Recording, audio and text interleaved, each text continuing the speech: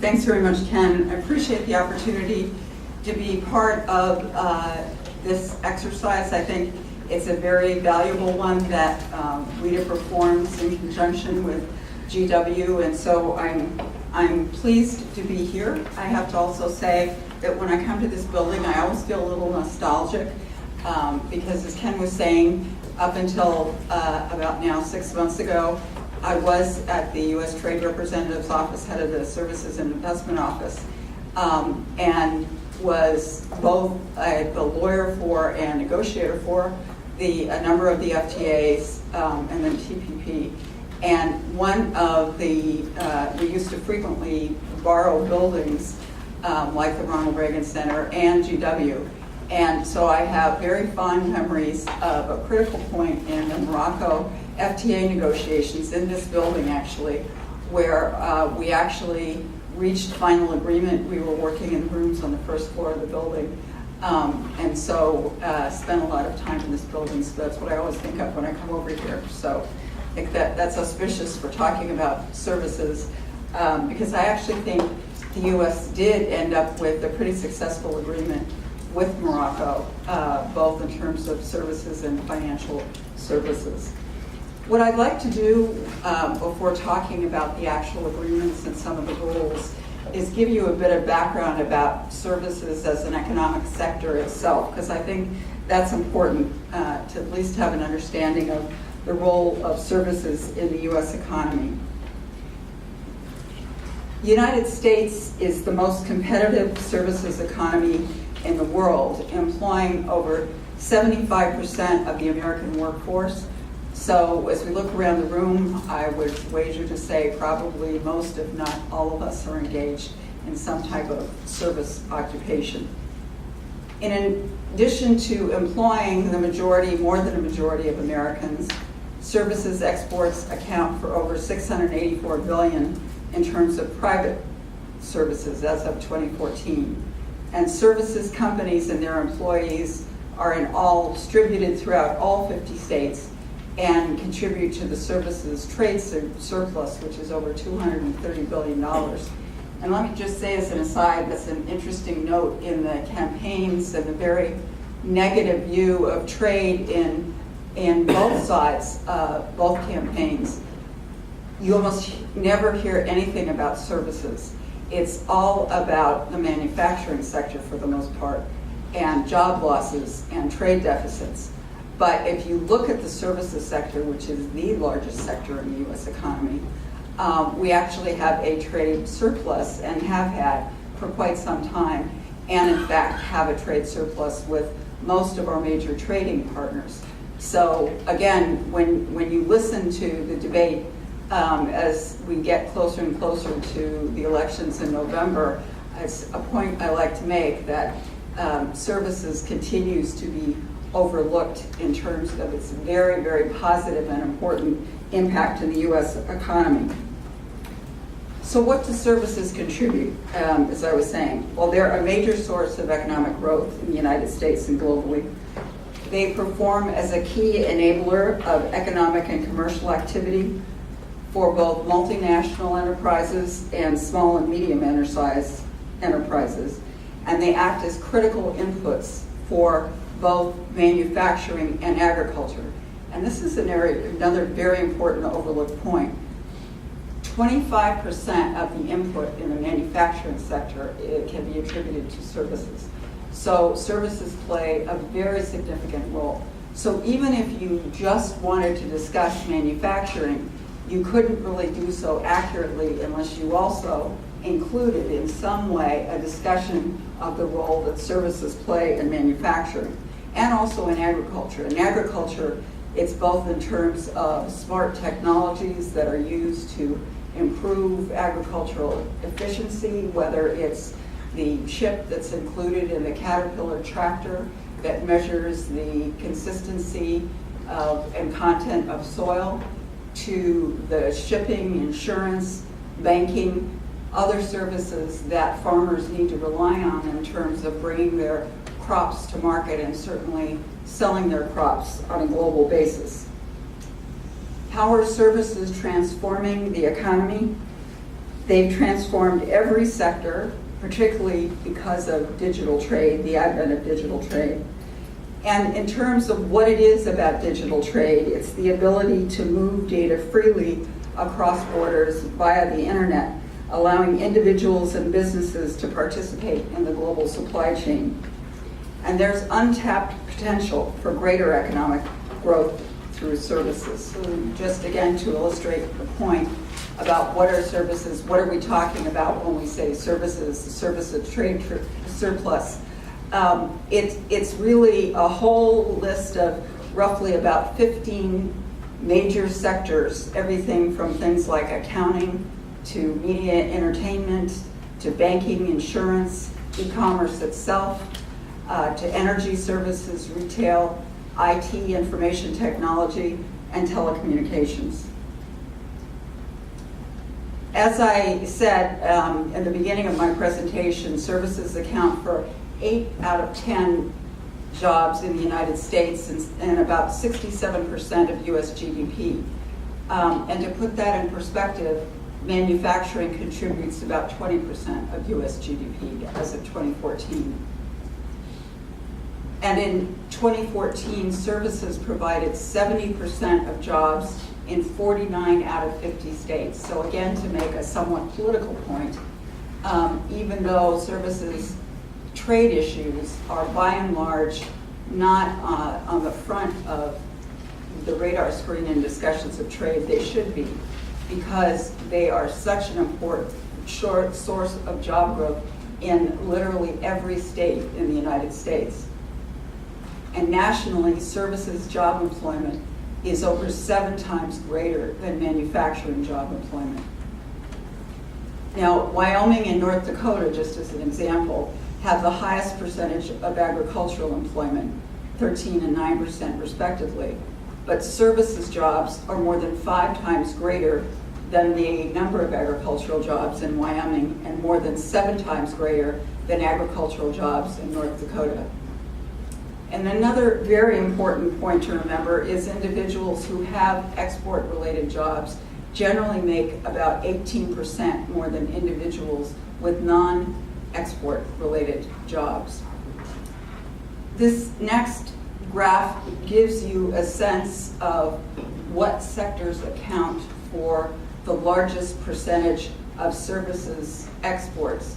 And as you see, travel and passenger fares are a very, very large percentage, but so are things like professional services, which you might not typically think as accounting for part of services trade, or financial services, which is a very important and growing services sector. As I said, the benefits of services exports are nationwide. They're not just concentrated in certain parts of the United States. And in 46 states, each of those states exported more than $1 billion in services. So services is important in actual source of job creation on a state-by-state basis, but it's also a very, very important source of exports on a state-by-state basis. And it's not only cross borders that we're talking about trade. Services and investment have a very important relationship. Total U.S. services foreign direct investment abroad totaled just over $4 trillion in 2014. And in 2014, the U.S. invested $161 billion in information services, $708 billion in finance and insurance services, and $108 billion in professional and business services. And the graph that I've provided shows you the kinds of services that are being supplied by foreign affiliates of U.S. firms abroad. And I think that's important because, again, the debate over trade can become very negative on foreign investment. But if you look to the services side of the equation, what's important is, by and large, the investment that occurs overseas. It's not a question of jobs that would otherwise exist in the United States. It's jobs and opportunities that would not exist unless those services firms went abroad to deliver their services. So it's not an outsourcing issue or a taking away of U.S. jobs. It in fact is a creating of U.S. jobs. And I believe the figure is something like 700,000 U.S. jobs are directly related to the activities of foreign affiliate services affiliates in overseas markets. Now, another very important thing to understand about services is, as I mentioned, the role of digitization and how that's transforming the economy writ large, but particularly with respect to services. As a digital economy is a major force behind the growth and innovation of services. And in 2012, just to give you an idea, there were roughly 2.7 billion people that were connected to the internet, and that number has only grown since then. Cross-border e-commerce is estimated to represent between 10 and 15 of total global e-commerce, and is forecast to grow to about 80 billion in 2014 and as high as 350 billion in 2025. If innovation in digital technologies and the rise of emerging economies continues, global services flows could nearly triple by 2025. And economies that have more connections to the digital economy see up to 40% more benefit from their participation than economies that are less connected. And so that's why, when it comes right down to it, why recognition of the importance of the growth of digital trade is so very important, not just the United States, but to countries around the world. And how is this digitization occurring? What does it mean when people talk about digitization of trade? One, it means that there have been purely digital goods and services that have been created that are transformations of what were formerly physical flows of trade or are entirely themselves new products. It's also created what are called digital wrappers that enhance the value of physical trade flows. And it's also been the development of digital platforms, enabling people to trade and do business online. For example, things like eBay and Etsy, search engines like Google and Bing. All of these things are part of the digital transformation that has occurred. Because services, even though they account for about 80% of the value added of the U.S. economy, they only account for 30% of U.S. trade. And nearly 40% of services that are tradable have not reached their export potential. And today, as few as 3% of American services providers export, as compared to 25% of manufacturing companies. So you can see there really is tremendous potential and in some senses a disconnect. And the first, in terms of agreement that I wanted to turn to in terms of multilateral rules on services is the General Agreement on Trade and Services that was negotiated during the Uruguay round. And this was the first agreement to deal specifically with services. And the World Trade Organization implemented the GATS in 1995, and all members of the WTO are signatories to the GATS and have to assume the obligations of the agreement. The WTO currently has 162 member states. And the GATS itself is based on a classification involving 12 core services sector. And it includes all services except those services supplied in the exercise of government authority, unless the service is applied on a commercial basis and not in competition with other suppliers. And this is important for services, for example, like express delivery, where the post office itself, although it's a government entity, does engage in express delivery services and does compete with companies like FedEx, UPS, DHL. And so even though the Postal Service is a government service those specific areas like express delivery that are in competition with the private sector are subject to trade rules.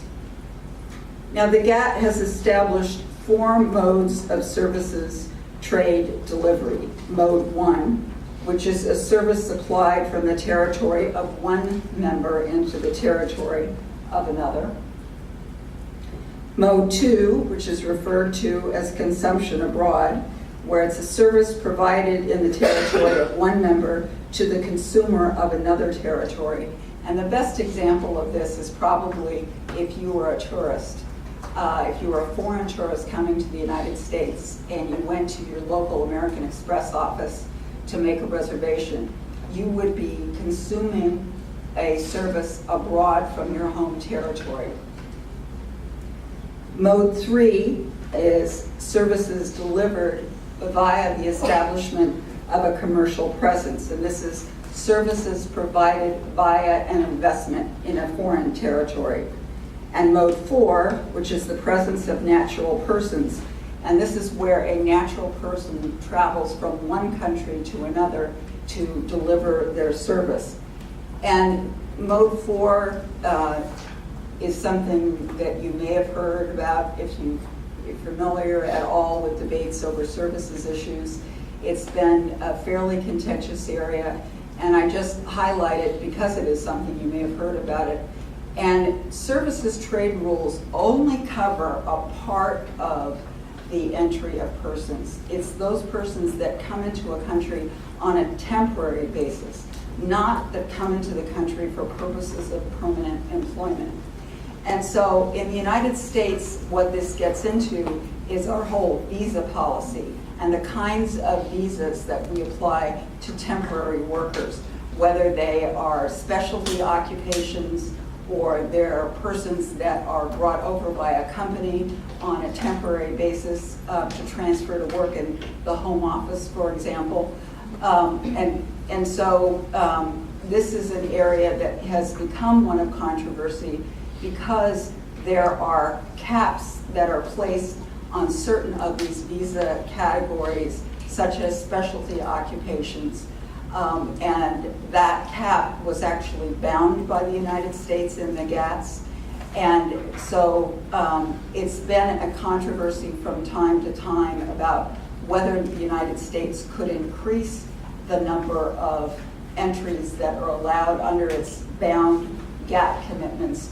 But within the Congress, it's been an issue of controversy because the Senate Judiciary and House Judiciary Committee are the committees that have jurisdiction over immigration policy, whereas trade policy is subject to the jurisdiction of the trade committees.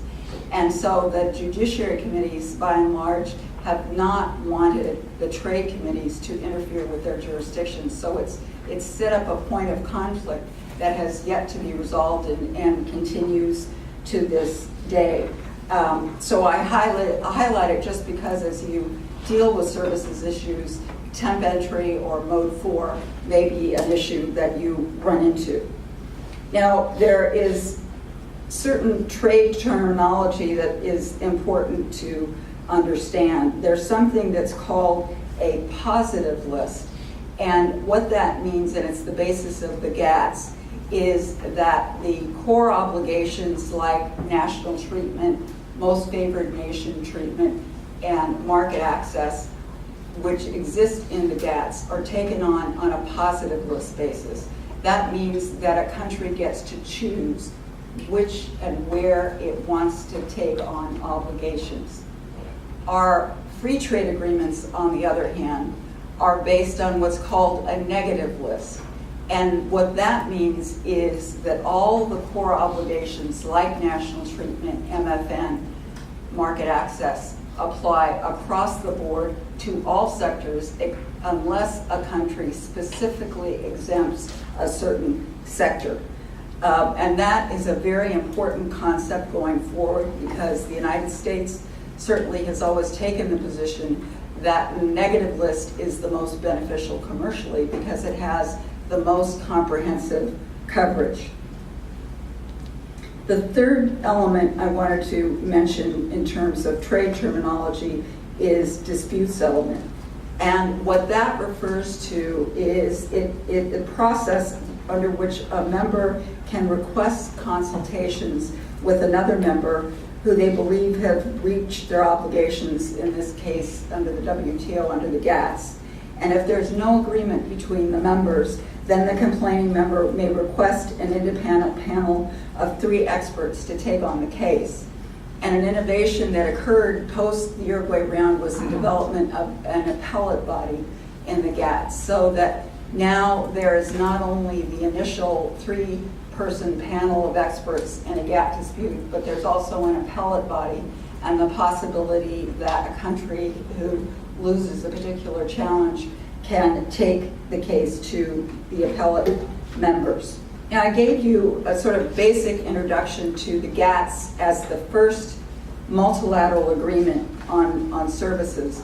But just to give you perspective, there are 3 general areas that contain services rules. There's the GATS, there are the free trade agreements that I've referred to, and bilateral investment treaties. So it's these 3 basic areas where you will find the rules that govern trade in services. Now, in terms of the format of the GATS, turning back to that first multilateral area of rules, this applies to all measures affecting services on a national, regional, and local level. And it also applies only to government measures affecting trade and services. So in other words, the government has to be the actor in employing the measure in some way, shape, or form. It can't be a private contractual matter. And the GATS is basically broken into 4 major sections. There are, first of all, general obligations that apply to all services sectors and all GATS members, and that consists of the most favored nation obligation, which means that countries have to treat each other in the same fashion and can't give greater benefits to one over another, and unless they take a specific exception to MFN. And secondly, there are the transparency obligations that apply, and that has to do with guaranteeing impartial treatment and due process, and it has evolved into requirements for notice and comment. Then there's a second area of rules that apply only to where a country has taken specific commitments, and as I mentioned, on a positive list basis in the context of the GATS. The first of these rules is market access. And basically what this means is that no country can impose numerical restrictions on the number of service suppliers, the number of transactions a service supplier can engage in, and they also cannot restrict the kinds of juridical form that a party can require. So, for example, whether you require a branch or a subsidiary, or whether you could be a sole practitioner. Secondly, national treatment, meaning no discrimination with respect to foreign service suppliers, applies only to areas of specific commitments, and you must not have a bias in favor of your domestic service suppliers. In addition to these two core obligations, there is also the reference paper on basic telecom that includes specific obligations as to how you are to provide access to basic telecommunication services. And there is also an understanding on financial services that sets out the way in which, on a model basis, countries are to schedule their specific market access commitments in that sector. The next area that's important to understand in the GATS are the schedules themselves. And these services schedules, they're called market access schedules, list the services sectors that each party has agreed to take on commitments. And they have to list any limits on market access or national treatment for each mode of supply. So if for some reason a country discriminates with respect to the cross-border supply of a service, in the schedule it would list NT, or national treatment, with respect to mode 1. Or if it discriminates with respect to investment in its home country, it would list NT limitation with respect to commercial presence, or mode 3. The next element I want to highlight are the annexes to the GATS agreement, and there are basically 8 annexes. And there you have an annex on MFN exceptions, where countries can take exceptions to the most favored nation provision. And that was only on a one-time basis at the time of the Uruguay round. And so the only other time that MFN exceptions can be taken is when a country newly accedes to the WTO. Secondly, there's an annex on the movement of persons, and that specifies that the obligations of the agreement only apply with respect to the temporary entry of persons, and not in any way, shape, or form with respect to the permanent employment of those individuals. Then there is also an annex on air transport services, one on financial services, one on telecommunications, one on negotiations on basic telecom, and one on maritime transport. And I won't go into the details of each, but I just want to highlight those because if you're doing research on a particular area, it's very important that you not only look at the core obligations and remembering the ones that apply universally to all services, which is MFN or transparency, and then look at the schedule of the individual country to see where on a positive list basis it's taken on commitments with respect to national treatment and market access. But then you also need to look at the specific annexes that may relate to the particular service sector or sectors that you're concerned about. It's also important, another area to take into account when you're doing research like that there are certain exceptions that are set out in the GATS that can be taken. And members can take exceptions to their commitments to protect public morals or to maintain public order, to protect human, animal, or plant life, to secure compliance with laws, and also to protect essential security. So again, countries are given a certain measure of flexibility in what they can do. And I want to add here that the GATS has built in respect for regulatory discretion of regulators, but there are also the specific exceptions that I've mentioned that a country can take if it needs to implement a measure that is otherwise inconsistent with its GATS obligations. The free trade agreements, the origin of them was basically from NAFTA, which was negotiated roughly around the same time as the Uruguay round agreement. But as I said, rather than being negotiated on a positive list basis, like the GATS was, NAFTA was negotiated on a negative list basis. And the free trade agreements that we have negotiated typically are between 2 or more countries. They cover goods, services, and protection for investors and intellectual property rights.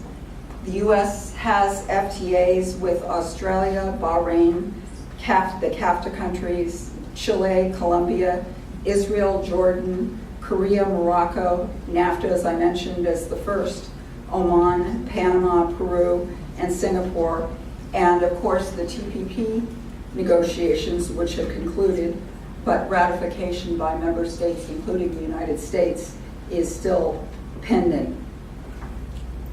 As I said, these agreements use a negative list, unlike the GATS, and they apply to all sectors that are covered unless a country takes a specific, what's called non-conforming measure. And what that means is for a given sector, for a given law, a country can list that particular measure as an area where it recognizes it's in violation of specific obligations such as national treatment or market access or cross-border supply. But it has to list what the measure is and describe what the violation is in a non-conforming measure that is negotiated with its counterparts and then is included in the final text of the agreement. Now, in terms of specific rules that are relevant for you to look at when you're examining a free trade agreement, there's a chapter on investment that applies to both goods and services, and that has a set of core rules, including national treatment, and also things like performance requirements. It also provides for dispute settlement, both on a state-to-state and investor-state basis. There is also a chapter on cross-border trade and services, which just relates to the cross-border delivery of a service, not the investment piece, which is covered by the investment chapter. There is also a chapter on telecommunications, which, as I said, governs the rules that require parties to supply access to basic telecommunications networks. There's a separate chapter on financial services because in this area there are very specialized rules that apply to financial services. And then there's a chapter on e-commerce, which is increasingly important to the delivery of all services and financial services.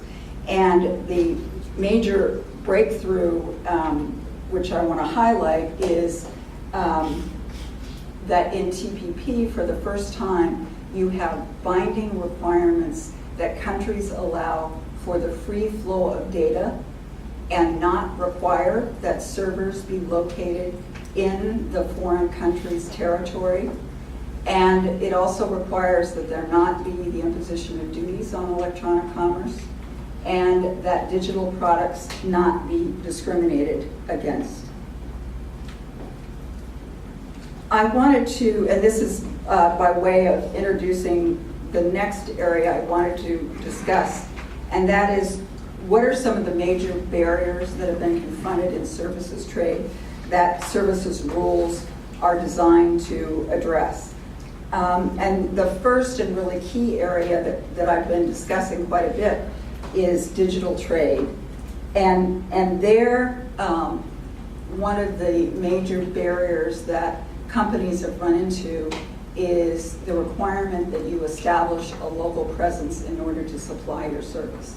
Clearly, this can be a very expensive and impractical thing to do, particularly in areas like professional services. If you're an architect, you may want to be able to engage or provide your consulting services on a cross-border basis, but you may not be able to, especially if you're a sole practitioner, establish an office in that foreign country. So the cross-border rules help you establish the right to provide on a cross-border basis that service. And the free flow of data makes sure that there cannot be barriers to the provision of information that you may want to supply as you're providing your service on a cross-border basis. Another area of great importance in services is the prohibition against discrimination across all sectors. And there I think that it has been quite common for service suppliers to run into countries that favor their own service suppliers, typically because their service suppliers may not be as advanced and may not have the same level of technology and know-how as, particularly as U.S. suppliers. And so prohibiting discrimination with respect to the supply of a service has been a major barrier that we've had to combat. Another area of very pervasive barriers has been the localization of operations, including things like having to store your data in country. That continues to be a major problem in both the services and financial services sectors, and it's one in which trade rules in the services areas are continuing to try and treat. Another area that I want to emphasize, and it's a newer area that trade agreements have been trying to focus on, and that is leveling the playing field with respect to state-owned enterprises. And a goal here has been to require that state-owned enterprises compete on the same terms as private entities. To give you a specific example of this, in Japan, the Postal Service has been engaging in the sale of insurance for a long time, and they do so in competition with private insurers. And one of the advantages that they were given by the government of Japan was the ability to sell their insurance in post offices. And so they had an automatic outlet in all the post offices located throughout Japan that was not available to private insurers. And so this disadvantaged them. And so one of the things that the rules, particularly in TPP, but beginning in the Korea, Chorus, the US FTA with Korea, there are rules that prohibit providing advantages to postal entities, to government-owned postal entities. And so that's one way that we've been trying to combat the effects of state-owned entities. Another example of that has been in the express delivery area, where, again, government-owned postal entities have been given advantages by foreign governments, particularly in Europe, in terms of supplying express delivery services, whether it be in subsidizing their overall operations or in other ways. And so the rules, again, that have been particularly applied in our FTAs and also in TPP are addressed and designed to ensure that those postal entities are operating on a level playing field and do not get advantages that are not available to private suppliers. Another core area for services has been investment restrictions and the caps that have been placed on foreign investment in various countries. And I think it's fair to say that, particularly in TPP, I think we made a fair amount of progress, but building on our previous FTAs in terms of eliminating or substantially reducing foreign investment restrictions in large part in at least the TPP and our FTA partner countries. Now, one of the areas of ongoing negotiation, which is particularly important for services, which attempts to consolidate the gains that we've made through the GATS over the years, through the FTAs, and hopefully go beyond what we've even been able to do in FTAs, is the trade and services negotiations. And this is important because it's the first ever services-only plurilateral agreement. It's being negotiated now among 23 countries, counting the EU as one. And there is great intensification of negotiations to try and see if the agreement can be finished by the end of the year. And it remains to be seen because there are very large gaps between the parties in a number of very important sectors like financial services, like information technology, like delivery services. So we'll see if that's an achievable goal. And this agreement is very significant because if it can be achieved, it would cover 70% of the world's trade and services. And what TISA is it's basically using the GATS rules as a foundation to update international services rules. And it aims to address all the major barriers that I just mentioned in the services trade, including those that are particular to the digital age, such as restrictions on the free flow of data. But unlike the GATS, which is based on a positive list basis, TISA is more of what's called a hybrid approach.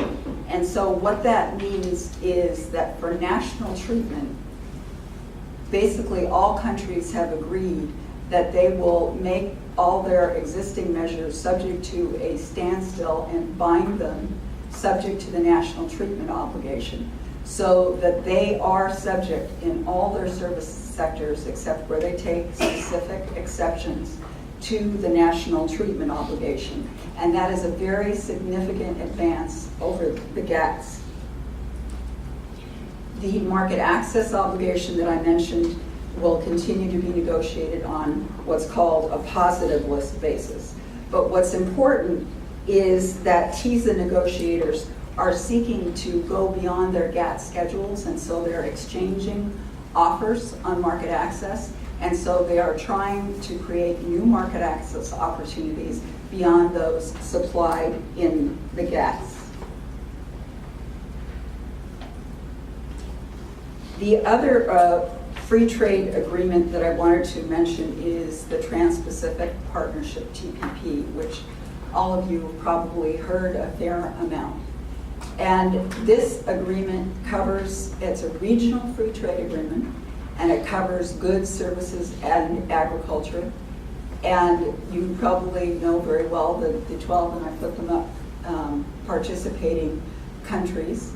Negotiations were concluded in October 2015, and right now all countries are in the process of or awaiting ratification of the agreement domestically. And as you probably know, in the United States, the hope is that TPP can be agreed to by our Congress in what we hope will be a lame duck session this December. So why is TPP so important to services? In 2013, the U.S. exported $178 billion in services to TPP countries, and there's been a roughly almost 7% growth in U.S. services exports to TPP countries between 2011 and 2013. And in 2014, U.S. foreign direct investment in Asia and the Pacific was $738 billion, an increase from roughly 6% from the previous year. So in terms of both cross-border trade and investment, it's a very, very significant and important region for the United States. And I didn't include the number here, but it's very important to understand, going back to the beginning when I mentioned that services only account for 30% of U.S. exports, and how services is really underperforming in terms of the potential that it has. The Peterson Institute estimates that if TPP were to go into place, it could mean $149 billion in new U.S. exports in the services sector alone.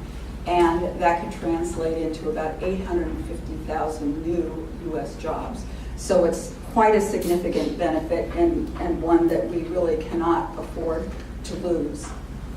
I wanted to mention also briefly the Transatlantic Trade and Investment Partnership, because here clearly the U.S. and the EU are critically important trade partners. So the goal of a bilateral agreement between the U.S. and the EU is understandable in light of the amount of trade. One of the challenges in developing this agreement, even before it was started, the negotiations were launched, is the degree of openness between the two markets, unlike many of our FTA partners. And so that has been a continuing challenge to tackle those remaining areas where there are barriers, but the barriers that remain are the politically most sensitive and most contentious. So on the EU side, for example, they do not want to cover media and entertainment at all, or audiovisual services, because of their cultural sensitivity. And of course, this is a critically important area for the United States, for our media and entertainment sector. And so that is a huge challenge. The EU also wants the United States to give it greater ability to engage in coastwise trade under the Jones Act, which requires specific preferences be given to U.S. ships and ships that are built in the United States. And the EU wants the United States to open that up and to give certain preferences to the EU. Well, understandably, that is one of the most sensitive areas remaining in services for the United States politically. So it presents very, very difficult challenges in terms of dealing with the EU. The agreement, as I said, covers services and investment, whether it be cross-border services, e-commerce, telecommunications, financial services, and there has been a certain amount of progress in terms of cross-border services. There has not been progress, unfortunately, in terms of cross-border delivery, or not cross-border delivery, but data flows. And so that remains a very large and contentious issue, and this is, of course, because of the EU reluctance to engage in this area, because of the Schrems decision challenging the US-EU safe harbor provisions. And so that, along with the sensitivity in the Jones Act area and audiovisual services, data flows, I would say, for services are probably three of the most sensitive and difficult issues in that negotiation. And so at this point, while there is a stated objective of trying to finish as much of the negotiation this year as possible, I think coming out of the recent meetings in Bratislava, there's been somewhat of a recognition, certainly by Commissioner Malmström, that there need to be a certain level of reduced expectations in terms of what may be doable by the end of this year. The last area that I wanted to highlight, just to flag for you areas of services roles, is our bilateral investment treaties, which have really proliferated beginning in the 1980s. And we've revised, we have what's called a model BIT agreement that the US proposes in all its BIT negotiations. We've revised that now in recent times twice, and most recently at the end of 2010. And we, after concluding the revision of our model bilateral investment treaty, we launched negotiations with China. We've been engaged in negotiations with China since then, and considerable progress has been made in terms of getting China to agree to many of the core obligations. And also there have been an exchange of offers, market access offers, between the United States and China. The challenge there is there are still some major barriers, particularly in the ICT sector and in financial services, that remain in the Chinese market that China has yet to remove, but there has been progress. And this is an area where certainly there have been expressions of strong interest in trying to see this forward to a conclusion, but probably unlikely that it could finish at least in the near term or by the end of this year. That concludes the general overview that I wanted to provide to you. I'm more than happy to answer any questions on anything that I discussed or things I haven't discussed that are related to services.